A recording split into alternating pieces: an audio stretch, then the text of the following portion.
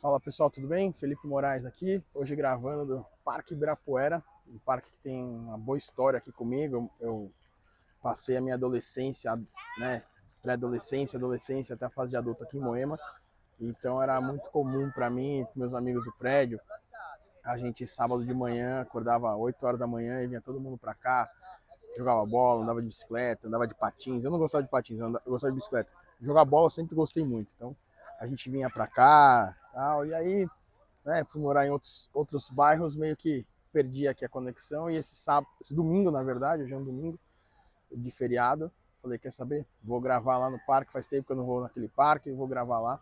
E aqui estou gravando para vocês. E hoje a gente vai falar sobre microcomunidades. O que é microcomunidades? Esse é um estudo que eu recebi. Eu falei para vocês, né? Eu recebo muito estudo de em grupos de WhatsApp que eu participo, em newsletter que eu assino, em ferramentas que acabam mandando para gente esses estudos, e eu uso muito. E normalmente, quando eu pego esse estudo e eu uso ele profissionalmente, eu trago esse estudo também para fazer o conteúdo aqui do Pode Planejar, que aliás, já clica aqui embaixo, já começa a seguir aí o canal, porque toda semana eu posto 2 conteúdos novos e os shorts, né, que eu posto bastante também. Então, vamos falar de microcomunidade, é um estudo. Ele é baseado, né, essa teoria que eu estou passando para vocês, ela vem de um estudo da Branded House chamado Futuro das Marcas Brasileiras em 2026. Então, o que esse estudo fala? Ele fala que a gente não vai mais segmentar o público como antes.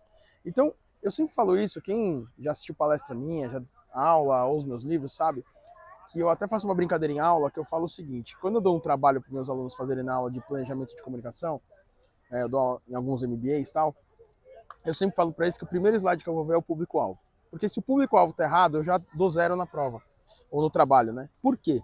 Porque o público é a coisa mais importante. E antes, quando eu entrei na publicidade, em 2001, a gente ainda tinha, qual é o perfil do público? Ah, homens e mulheres classe AB 25+, moram em São Paulo e ganham até 10 mil por mês.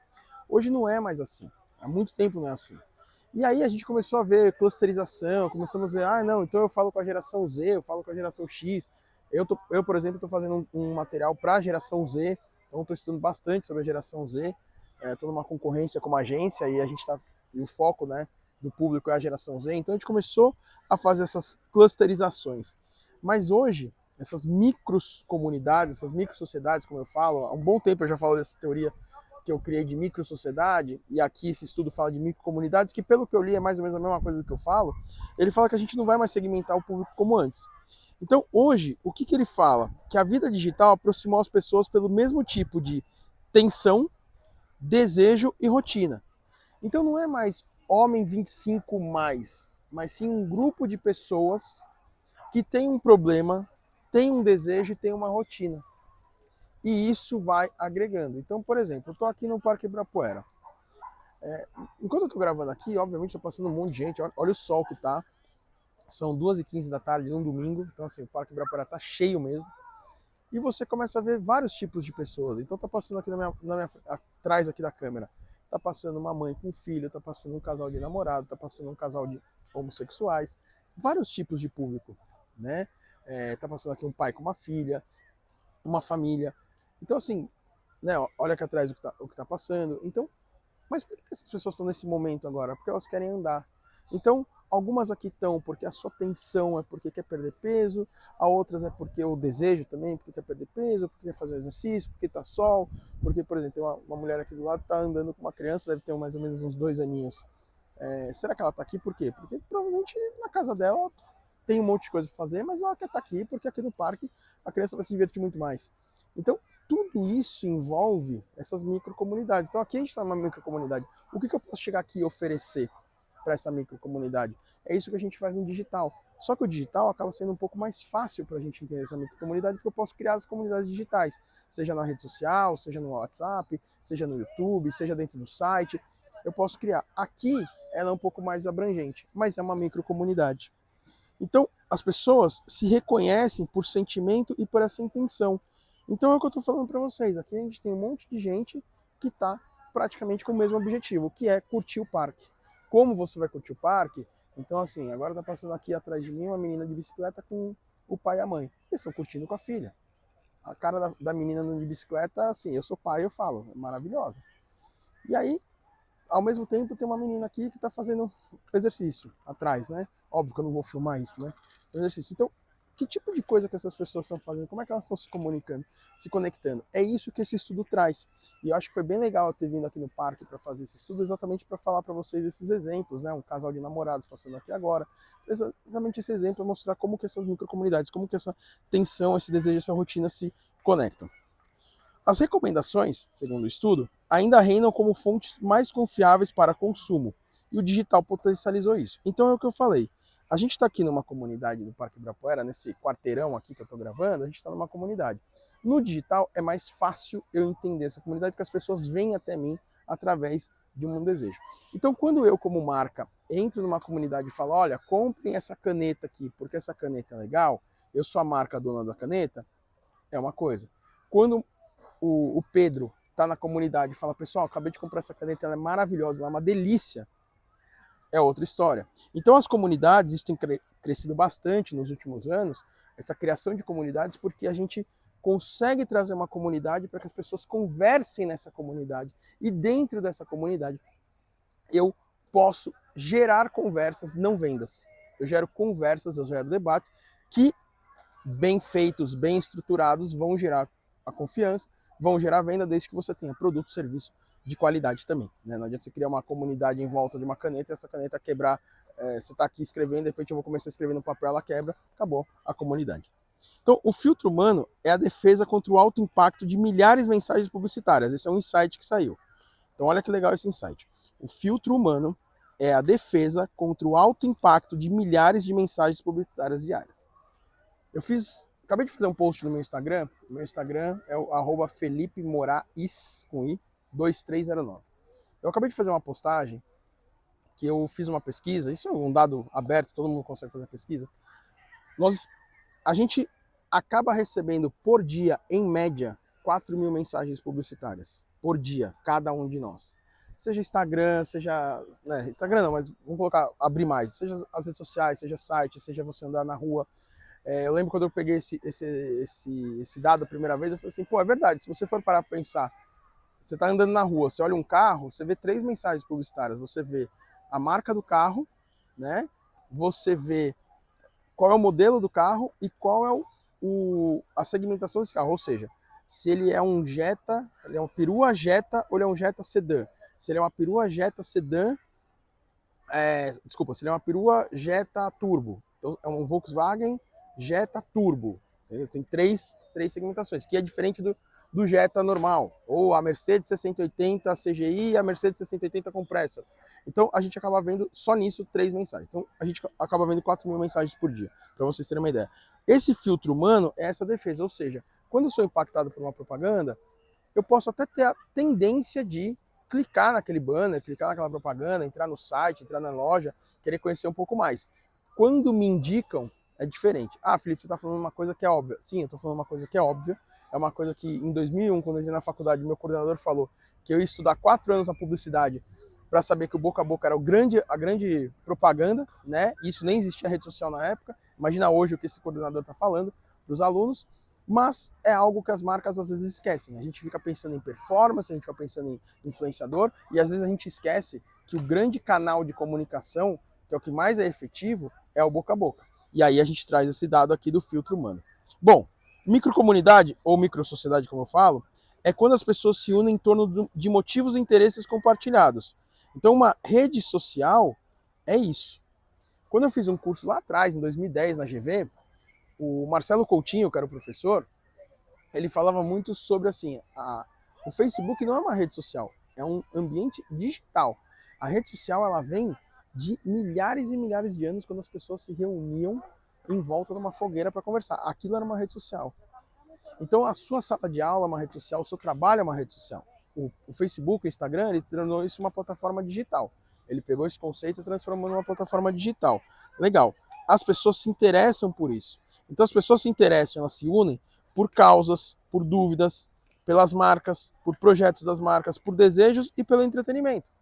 Olha o Netflix aí, a comunidade que eles têm. Olha o Star Trek, olha os filmes, né? Harry Potter, Star Trek, Qual mais? Guerra nas Estrelas. Vejam esses filmes. O próprio Mario, né? Recentemente saiu o filme do Mario, que ainda tá no cinema.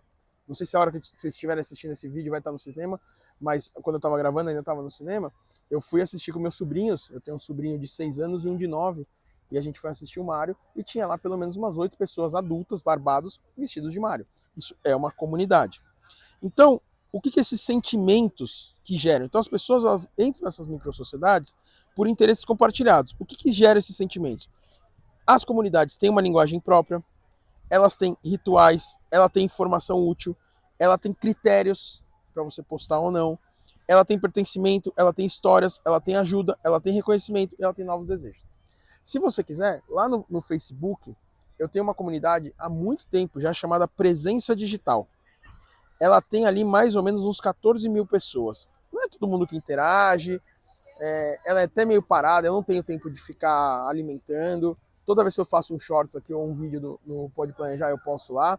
Mas é uma comunidade que a gente pode trocar informação. Isso você pode fazer também, dar uma estudada sobre isso. Quando que as marcas são úteis? Quando elas respeitam o espaço. Em comunidades, não começam do zero. Ou seja, as marcas elas não podem começar uma comunidade divulgando produto ou serviço. Elas iniciam uma conversa que elas entendem que vão engajar mais, educar mais e convencer mais. Isso é venda. Então, quando uma marca ela começa com venda, na comunidade ela morre. O que ela tem que respeitar? Ela tem que respeitar que comunidade é mais conversa, mais educação, ouvir mais ouvir e buscar soluções, menos venda. O problema é que a grande maioria das marcas, elas começam comunidade já oferecendo produto, desconto, cupom. Cara, não é isso. Não é isso que as pessoas querem. Aliás, uma regra que eu sempre falo nos podcasts, que eu aprendi com o Ricardo Nunes, que é o dono da Ricardo Eletro, é que no varejo, quando você quer vender, você não vende. Você precisa convencer e educar o seu consumidor para comprar. Então, quando uma pessoa vai comprar uma caneta da Montblanc de 5 mil reais, ela não vai simplesmente chegar na loja, entrar na loja e falar, nossa, caneta bonita e passar o Pix. Não é assim. Quando ela faz isso, é porque ela já teve um convencimento. E hoje, com a quantidade de informação que a gente tem, com a quantidade de informação que o consumidor pega, você tem que educar e convencer muito mais ele. E as comunidades ajudam isso. Tá? Quem está na comunidade valoriza, segundo esse estudo, de novo, esse estudo da Branded House, chamado Futuro das Marcas Brasileiras 2026. Muito bom esse estudo. O que ele fala? Valorizam experiências das pessoas que compram, testam, recomendam e criticam. Querem ouvir e entender mais antes de comprar. Então, essas pessoas que estão nas comunidades, ela quer ouvir, ela quer entender, para depois ela decidir se ela vai comprar ou não. Quanto mais tentar vender, menos a mensagem será aceita na comunidade. O objetivo é fortalecer a marca como Dove fez. Eu já tenho um episódio que vocês podem procurar aqui no Pode Planejar, de novo, sigam aqui o canal, onde eu falo como que a Dove criou um aplicativo para as Dove Lovers e criou uma comunidade de pessoas ali da Dove, onde eles podem fazer pesquisa. Cara, uma coisa que as pessoas gostam é quando as marcas perguntam para ela o que elas acham daquilo. Então, se uma marca virar para você e falar assim, eu quero saber a sua opinião, né? Todo mundo sabe, quem me segue aqui sabe, eu sou fanático pela Montblanc, eu amo. Para mim, a marca Montblanc, Mercedes, Coca-Cola são as marcas que eu mais gosto. Depois tem a Boss, a Nike, num segundo patamar, né? A Apple, são marcas Harley Davidson e tal, apesar de eu nem gostar, quer dizer, eu amo moto, mas eu não tenho moto. As Harleys eu adoro. Mas quando uma Montblanc entra em contato comigo e fala assim, eu quero entender, nunca fizeram, deveriam. Fala assim, olha, eu quero entender, você tem uma caneta X, eu quero entender a sua percepção da caneta. Ah, você tem o fone, ou sei lá, outra pessoa que vai ter o relógio, outra pessoa que tem o óculos, outra pessoa que tem, sei lá, 10 canetas, né? Aqui no Brasil, por exemplo, tem um médico que é o maior colecionador de caneta do mundo, da Montblanc. Tem mais de 1.400 canetas, uma coisa assim. Enfim, quando você ouve essas pessoas se sentem valorizadas pela marca. E a comunidade valoriza isso. Então você pode criar a sua comunidade para ouvir as pessoas. Pertencer é construir estabilidade. Isso é muito ferra, né? Eu ia falar um palavrão, desculpa. Eu falo palavrão pra caramba. Mas isso é muito legal, essa frase. Pertencer é construir estabilidade. Por quê? Quando as pessoas pertencem a algo, que elas se sentem pertencentes, elas têm estabilidade. A gente pode ver no relacionamento. Quantas pessoas, eu tô aí há 1 ano solteiro, e saí com algumas meninas, a gente conversou bastante, e eu vou falar uma coisa para vocês.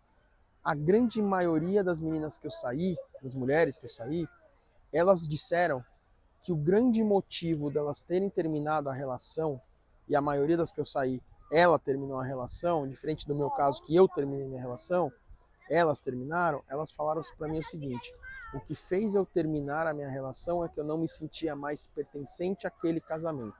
Por quê? Porque o meu marido não me dava mais atenção, o meu marido não me apoiava, o meu marido, eu comecei a crescer na carreira e o meu marido tentou me bloquear porque ele não estava crescendo, então eu não participava mais. Então quando a gente traz isso para o mundo da marca, porque a marca é uma representatividade do que acontece no dia a dia, quando as marcas trazem isso para o seu momento e fazem esse acolhimento de falar, não, peraí, cara, como assim? Ó, eu sou a Montblanc, tô do seu lado, eu quero que hoje você tenha a Montblanc, a Mainstruck, daqui a pouco eu quero que você tenha a Montblanc da Ferrari, porque a Montblanc da Ferrari custa o dobro. E eu sei que você vai conseguir lá porque eu tô com você, porque você vai ser uma pessoa de sucesso. Esse pertencer é construir essa estabilidade. A estabilidade significa o quê? Que quando tem uma marca que me apoia, que me ouve, eu não vou trair essa marca. E isso a gente pode aprender muito, apesar de ser muito fraco, mas o marketing esportivo, principalmente quando você faz a conexão com o futebol, a gente tem muito a aprender. Eu acho que o marketing esportivo no Brasil é fraco pra caramba, porque basicamente o marketing de um time, ele explora venda de patrocínio, que tá muito errado. Isso é uma das coisas, não a única, que deveria ser feito. Mas enfim, isso é para outra história. Mas esse pertencimento é legal. A comunidade gera demanda sem anúncio, mas pela confiança. Então, façam as pessoas da sua comunidade confiar em você.